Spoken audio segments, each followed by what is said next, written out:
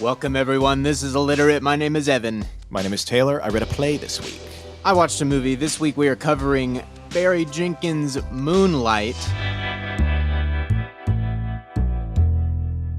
It won Best Picture at the 2016 Oscars. It is the first Best Picture to focus on LGBTQ themes, and it is the first Best Picture to feature an all-black cast, among many other accolades. So this was a audience suggestion that we got in. We thought, what an amazing opportunity to dive into an adaptation that people really haven't focused on the adaptation portion of this. This was an unpublished, almost autobiographical play by Tarell Alvin McCraney. I think it also won for Best Adapted Screenplay by Barry Jenkins. So this is going to be picking apart the relationship between the two of them and how we ended up with the amazing piece that we did. I mean, it is nothing short of stellar. If you haven't seen this movie, I really can't recommend a better movie to go stop listening to it to go watch that. It's on lists all over the place of the best films of the 2010s, maybe even of the 2000s. It has just done something quite different, which is why it was praised heavily, is because, hey, here's something we haven't seen before. And why is it that we haven't seen this story? So this is the story of a young African-American man through three stages of his life, very young in his teenagers and then into his 20s, just trying to depict how society and culture tries to push you around in your self-identity and your sexuality. This is about seeing an LGBTQ story from an African-American perspective. This is all about breaking the norms. We usually don't get these types of stories from these types of settings, from these type. That's what this is here to do, is say, no, we need to be telling these stories. These are real stories. These are things that are happening every day across this country and across this world. And this is just a beautiful tribute to all of the people living this truth. This is happening every day, everywhere. I was fascinated, and we're going to uncover the story of how this story came to be, which starts with an odd thing, which is called the Borscht Corporation. And I promise that we'll tie it back. So Borscht is a Ukrainian stew in which everything is thrown into the mix. I've actually had some Polish, Ukrainian, borscht based with beets, but it just means it's everything in the mix. And it is, the Borscht Corporation is a Miami-based film collective, which is run by these two guys. It's Lucas Leva and Andrew Hevia. Oh, whoa. And they have this interesting artistic film collective and festival that happens in Miami. And so their whole premise is having to compete with the beaches, the parties, the clubs. It's Miami. Mm-hmm. And we have these esoteric artsy films. So they have to make it worthwhile to the audiences. So they're known for being on the edge of things. One of the things that got a lot of traction from this was this short film called Adventures of Christopher Bosh in the Multiverse. Christopher Bosh was, I guess, a player on the Miami Heat. And this was a animated film that was about the intergalactic adventures of the power forward. And he's fighting these characters in multiple dimensions. Just a crazy, crazy animated film. Man. And it was known because Chris Bosh requested a cease and desist because they're like, you don't have a right to use my likeness.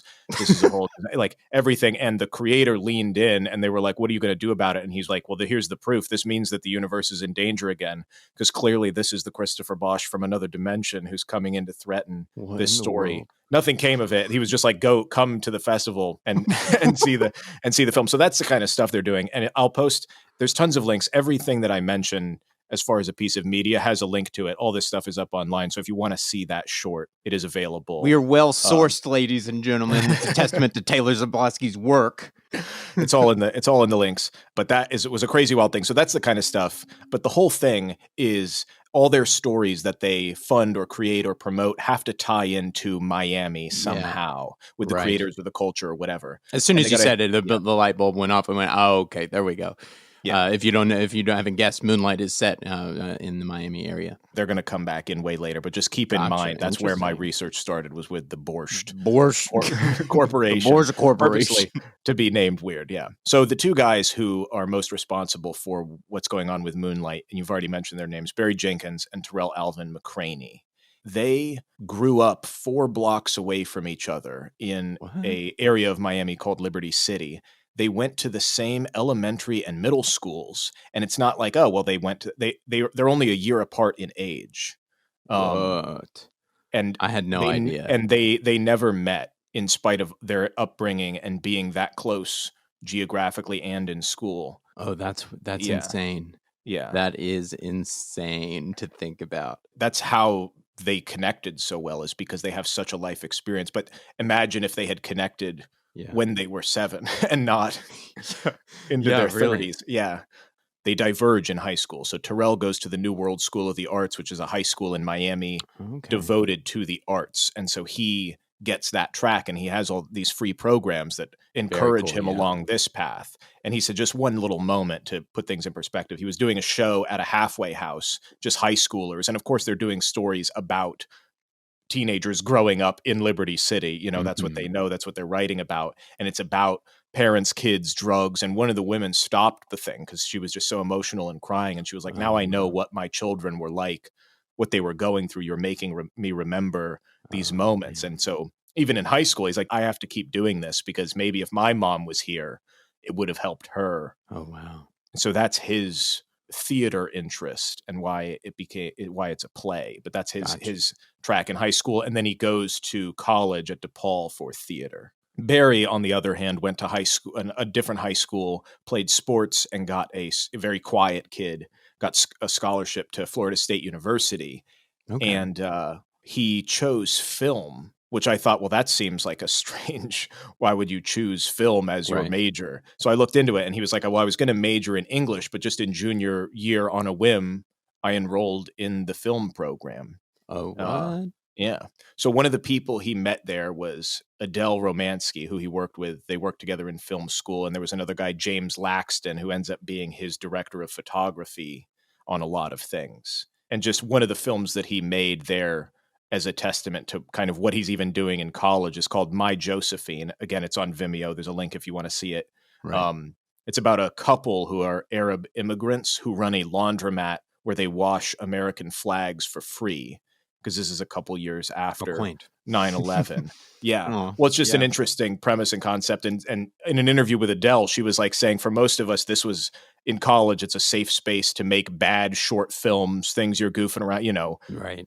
Action fight scenes, weird, you know, stuff like that. And she said Barry was the kid who was consistently making something beyond his peer group. He was exploring characters who were outside of the mainstream. What 21-year-old from Florida is making a movie in Arabic?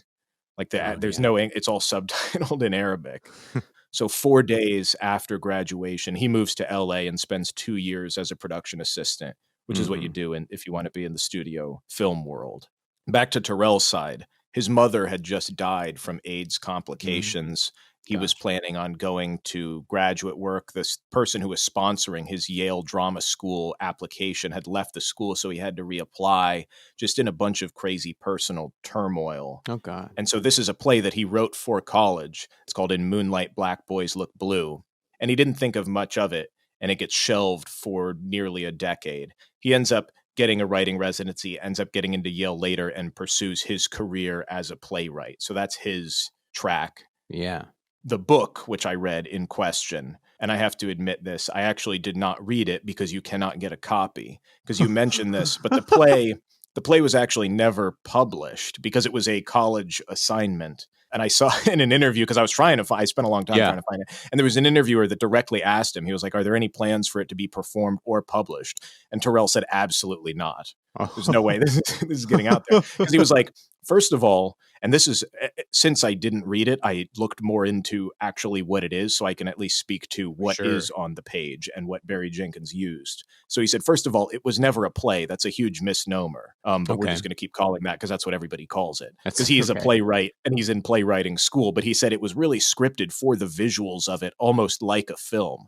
So it doesn't have any of the play structures, like there's no lights up on, curtain up, enter stage left. Play at all. It's literally all the instructions are like cut to Little standing in a field, Little being the kid's nickname. Oh, wow. He's like, most theaters would go insane trying to figure out how to stage that. Right. Because it doesn't fit within the conventions of theater. But he was, okay, how many backdrops have we got? Yeah. What in the world?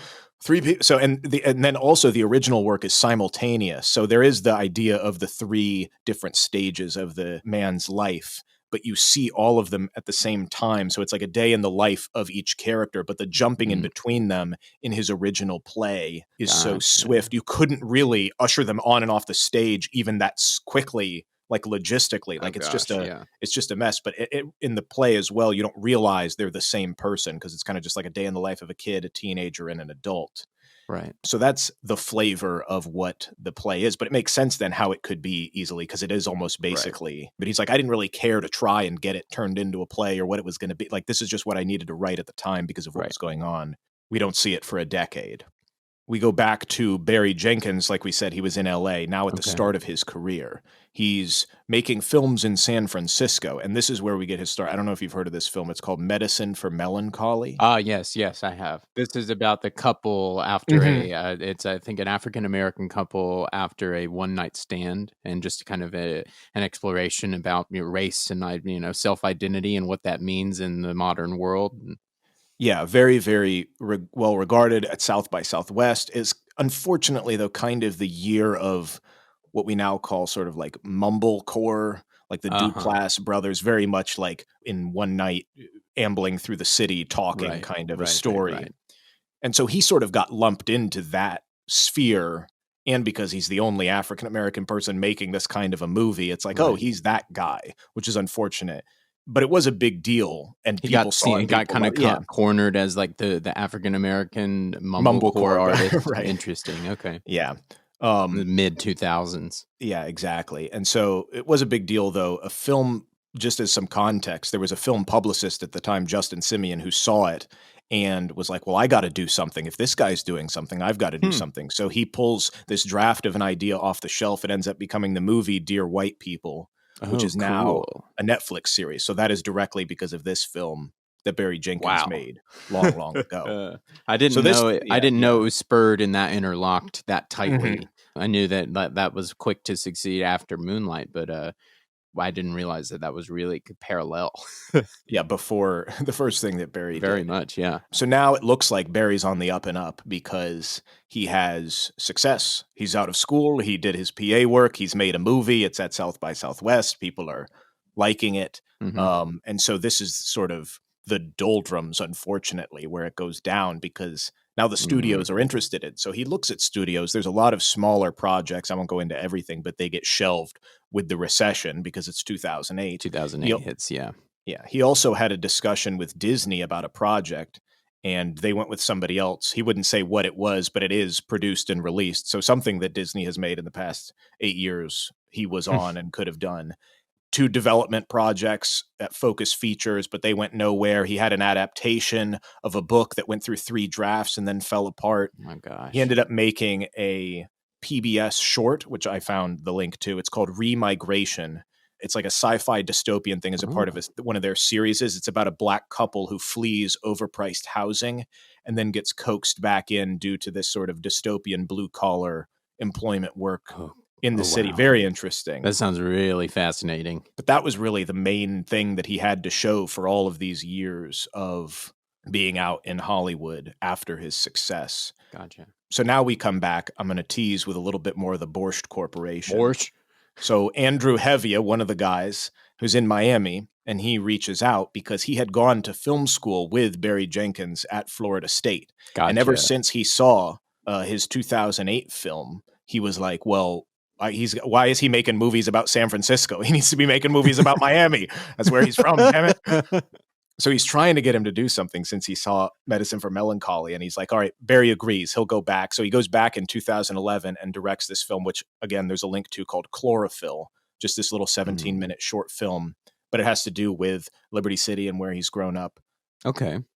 And tying in the other guy who founded Borscht, Lucas Leyva, he attended the New World School of the Arts where Tarell graduated a few years ahead of him. So he knows Tarell, and he was in touch with him, and they were trying to figure out with him what to do with this. He has this never-made personal project about Miami. So this is in 2011, and they get Barry Jenkins the script, but he doesn't do anything. It's just like, here is this. They didn't meet each other. It was just like, oh, maybe this is a thing. These are 2 guys at Borscht who have both been in contact separately with Barry Jenkins and Tarell Alvin McCraney. Yeah. And both went to school with each of them independently, separately. Mm-hmm. Yeah, exactly. And so they're like, we need to make some stuff. These guys from my this guy from my school isn't doing it, but this guy from my school isn't doing it. Yeah. But like I said, at this point, Barry's thinking like, God, I probably won't make another film. Like, it's been 5 years of nothing, and been in the studio system, and I had this one big movie, and there's nothing to show for it. Maybe I'll just go teach somewhere or do something. So at this point, he gets a call. It's around 2013 from Adele Romansky, who I mentioned was that old classmate from FSU. Right. And she became a producer. She had just left a movie after really difficult development. And she was like, I want to make movies with people I know and trust, and movies that could matter to somebody. Yes. Because she had also been struggling in the system. So she's like, what do you want to do? And we'll figure it out. I'll help you produce it. Like, I remember, like, you're a good friend, all of that stuff. Well, I love this. Everybody seems to be like, well, I want to make something with people I know. I want to like that seems to be the key through all of that. Is that how Tarell comes into the picture here, Barry coming into the picture, FSU girls coming into the picture. everybody's kind of burned out by the impersonality of everything. Everybody's working their own tracks and kind of spinning wheels, and kind of that all independently all go. I just like the people I grew up with, you know. So everybody doing that, all common denominators, somehow we end up. And also, why am I not telling a story about me growing up? Yeah. Why am I telling stories about San Francisco? Yeah. Yeah. So like I said, Adele asks him like, hey, what do you want to do? And so he pitches her this idea about a San Francisco police officer who's trying to save the city, kind of like a Die Hard sort of thing. And she's like, absolutely not. Yeah. There's no way you're doing this. Okay. Sorry, I'm just like what about the it's just like the craziest run of the mill action. Just No, you don't. She knows him. She's like, you don't want to do that. Yeah, you made a movie in Arabic in school. Thank you. Yeah, thank you. Yeah, no, okay. So then he's like, what about the script that Andrew Hevia gave me back in 2011 when I was working on that short film? So like I said, still, after growing up 4 blocks away, going to the same elementary and middle school, this is the first time that they connect. And so they meet to talk about this. And Barry was like, hey, would you think of, because Tarell's the playwright, he's like, would you consider actually fleshing this out, turning it into a script? And also, Barry is straight and Tarell is gay. And he's like, this was your life experience. Like, I'm not a gay man. I don't know if I would be able to do this. Writing this without your help and count and like blessing at the very least of understanding. Like you've got to be a confidant with me, right? Going forward, I can do what I do, but you're a whole big piece of this material that needs to be there. You're a voice that needs to be in that room, please. Yeah. So right at this time, because like I said, Tarell has been doing his playwright game. He gets the MacArthur, what they call Genius Grant, like the biggest thing that you could get. And so he's super busy. They were going to work on it, but he's like, I can't do this. I got so much going on. So Tarell also is like, use it, but you are obviously the creator. This is a film, like use your experience. We had almost the same childhood. Where'd you go to school? Oh yeah, oh yeah. Well, remember? Exactly. So Tarell also is more in the poetic dialogue, and Barry is obviously incredible with the visuals and the film subject matter. So Adele says, go write the first draft. He writes it in a month. And also, just thinking about it, the marketplace, and as we've discussed, the lack of subject matter made him wanted to do it even more. So this is just a quote from him. He was like, I'm a guy from the projects who got together with a playwright from the projects to make a movie about a gay black kid from the projects. The whole point of making it was for people who might have grown up under similar circumstances. Right. Because there's nothing like it out there. So that made me look into, is there, what are the influences? What are things that maybe we could draw from or talk about in regards to this subject matter? Because it does seem like such a novel, unfortunately novel thing in cinema to say, hey, here are people experiences. Like, we're not making this stuff up. Drug dealers teach little kids how to ride bikes. This stuff is here. We see it. So the thing that I found, and there's a link to this in the show notes, is this guy Marlon Riggs, and he's a documentarian who is known for exploring masculinity in the black and gay areas. And so he created the most popular or well-known part of his work is called Tongues Untied. And it is came out in 1989. It's a documentary, like I said, on being what it is to be Black and gay. And huge controversy when this came out because it was a part of the PBS series POV, and they were showing it, and PBS defended it. The president, vice president was like, this should be shown, but a lot of local stations were like, we're not going to air this. And it was a big deal because he had gotten a federal grant from the National Endowment for the Arts, and people are like, should the federal government be giving money to this type of work? It was actually brought up in the Senate, and Pat Buchanan, the political candidate, tried to use it in a smear campaign against George H.W. Bush, like showing clips from Tongues Untied and be like, look at what Bush is allowing under his administration. Look at where the money's going to all this stuff. And of course, that was violating the copyright. So they grilled him on it, and then he couldn't show those good God things anymore. And as Marlon Riggs was saying, it's like all of this censoring and the campaigning against it. He's like, that proved the point that this is challenging the societal standards. Like, that was the point I wanted to show. Like, what are we saying about race and sexuality? Why don't you want to see this? Yeah. It ended up he's like, well, yeah, all of this controversy is proving the point. So that is probably, and like I said, it's I think it's like 50 minutes. You can watch it. Link in our show notes. That's crazy. I didn't know anything quite like that existed, and certainly nothing that elevated all the way to the court of the United States Senate. That's pretty amazing. Yeah. So that is probably the biggest thing in corollary to the themes and concepts of this, and got a ton of guff for it. Mm-hmm. So now Barry obviously has all of this in mind. He's got his PowerPoint presentation to investors explaining the visual language and the comparisons, the merging of these two things, queer Black cinema and urban male cinema, which never the twain have met before. What is important is that people like our characters exist. Yes. This is a thing, you know. What strikes me, the whole story is about how society will make you feel, almost not as a paradigm without it ever being verbalized, that your true self does not exist or should not exist. Yeah. So it is the deconstruction of how somebody navigates this in this particular socio-economic background that has never been depicted before, and is exactly the type of socioeconomic background you would expect a different type of film from being set in. Right. So it's all about this society shunning your innermost thoughts, while the film itself serves as proof. It is the proof that these stories exist, are real. These people are valid. These stories are valid, and they are just as moving as any other thing that comes into the theater.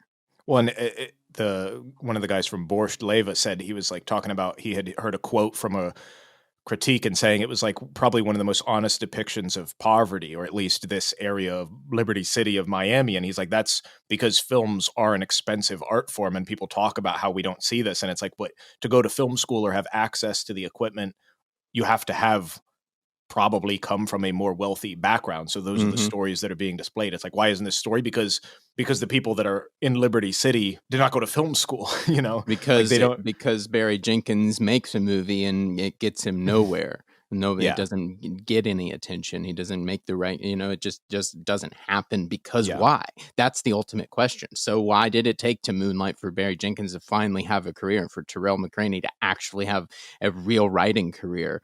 It took them struggling for over a decade or more, trying to figure out where they fit in their own industries, in their own art forms. And it seemingly came out of nowhere by complete unknowns.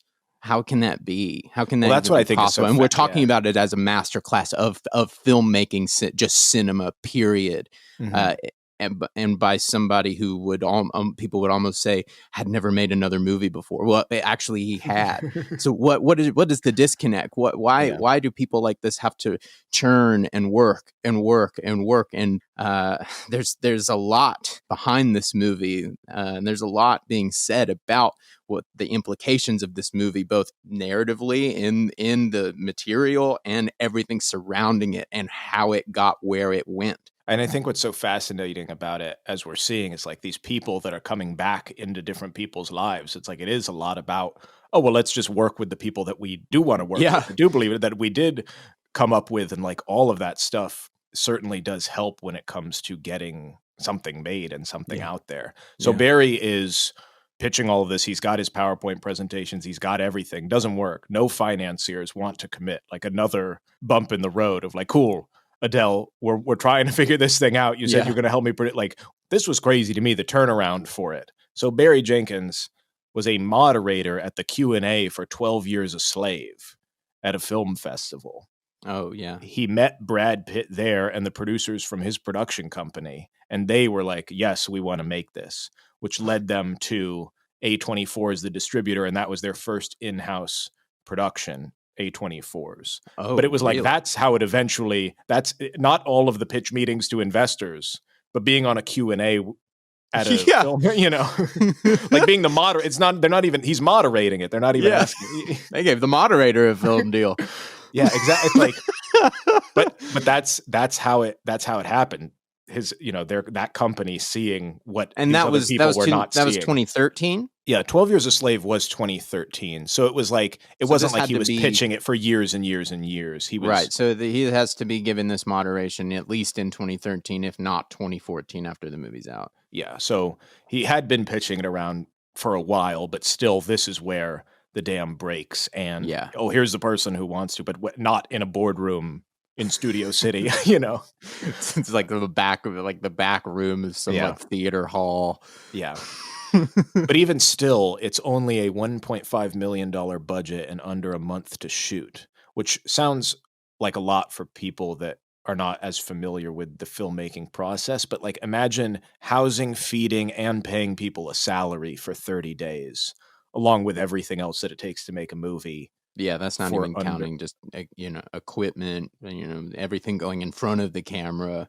Yeah. People having to make money because they're working. Flights, hotels, like everything. It stacks up. So you said 1.9? 1.5. 1.5. Yeah, that's the difference between $200,000 and $2 million. Really not a staggering amount when you're talking about independent filmmaking. That, I mean, it sounds like an exponential, but it really adds up, and they're only shooting for 30 days max. So that is a tight turnaround. That is not a lot of money. And you're shooting in on location in Florida. There's not a ton film infrastructure there. So, I mean, it costs. Yeah, they were shooting on the same city blocks where he lived as a kid. They actually used an apartment where he was with his ex-girlfriend before, like, I love that. All kinds of stuff like that. The cinematography, going back to People, is James Laxton, who shot My Josephine, his first school production at FSU. Really? And he became Adele Romansky's husband. So the producer gal, they're married. Wow. Yeah. Okay. So it's all one big family. The other people, Joy McMillan, who was nominated for editing along with Nat Sanders, they also went to school with Jenkins at FSU. So the editors as well were also part. And so Jenkins here is thinking all these people would not take a chance on something that isn't going to work. Like you'd think you'd have all these doubts and things, but it's like, there's just so many people that have so much skin in the game on this. It has to mean something. The other thing that really meant something was, like we said, filming where they grew up, because he's saying, and I'll just read a longer quote about this, but he was saying, when we shot at night, parents would come out and tell me we don't usually let our kids out after dark because there are no street lights, but since you all got your movie lights, it's a lot safer.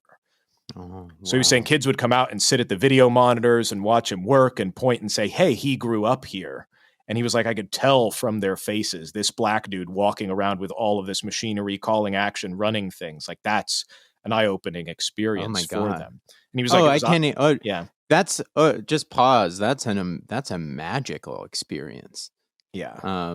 Coming to a neighborhood like that and being an example, being that crazy of an example. It's $1.5 million budget, but it's still, that set looks like a movie set. Right. For sure. That must do more than you could ever put into words. And it's also like, it's not a joke. Like these kids cannot be out after dark. Like, that's not a joke. It's like, that's not a joke at all. But then the fact that's like, the moms are like, no, they can be, because this is happening. I mean, you let these kids come out at night and see, I mean, unbeknownst to themselves, but making a staple in the art form. Right. You know, and nobody knows that at the time. all they know is, oh my God, somebody who grew up just like me is running a movie set. Yeah, and coming That's back enough. to do it. Who cares? It could have been any movie. It could have been any movie, Mhm. and that would have been huge. Yeah. But then to take it across the line and it be Moonlight, and go on to do everything it did. I mean, good Yeah. God, that is a fairy tale. And then, of course, after it gets made, people start seeing it, recognizing, and it goes on to all the awards and all the accolades. And I became aware of it through the festival circuit that year. It just was a title that I kept hearing, and it seemed to be one that just kind of kept making the leg race to the next. It just happened to get just enough momentum that it stayed alive all through the festival season. And then, my God, got nominated for Best Picture out of it. Like, even that on its own was insane. Yeah. And then you carry forth into the actual Oscars. And I think that that Oscars is probably going to go down as one of the most historic, not only just based on who won, but how it went down. This is the famous mix-up with La La Land. And I'll never forget. I mean, and it meant so much. It meant an immense amount to me. I loved La La Land, but having Moonlight actually win Best Picture that night, just to myself, it made me absolutely break down into tears. That something like that had made it that far. And knowing, and I now can't imagine I can't imagine what that must felt for somebody who had closer experiences to what the movie is even like. I mean, it can't be overstated how much this story and these types of stories mean. We don't see these stories because we don't see these stories. If we start seeing these stories, hopefully we can start seeing more of these stories. Yeah. And just to keep like what happens after. So after Moonlight, Barry, interestingly, he directed the 5th episode of the TV show Dear White People, which was interesting because he had a direct influence to the creator of course, who created it. So that's awesome. And then he did If Beale Street Could Talk, which is based on James Baldwin's novel, which was nominated for adapted screenplay and won for Best Supporting Actress. And then we had mentioned this in our Harriet Tubman episode, but he's doing the television adaptation of The Underground Railroad, that book by Colson Whitehead, as if it was an actual Underground Railroad. So that's what he's been doing, is that TV show, and that'll be really cool. Yeah, and I imagine you were about to say this, but Tarell, we've already covered another piece written by Tarell. We a few weeks back earlier this year, we covered High Flying Bird, the Steven Soderbergh film about the basketball stars on social media. That was written by Tarell Alvin McCraney. And he teaches at Yale now as well. And like I said, he's written over a dozen plays. He got the MacArthur Genius Grant. He's living it up on the playwriting game. Wow. Well, there you have it. That's Moonlight. Thank you so much, Taylor.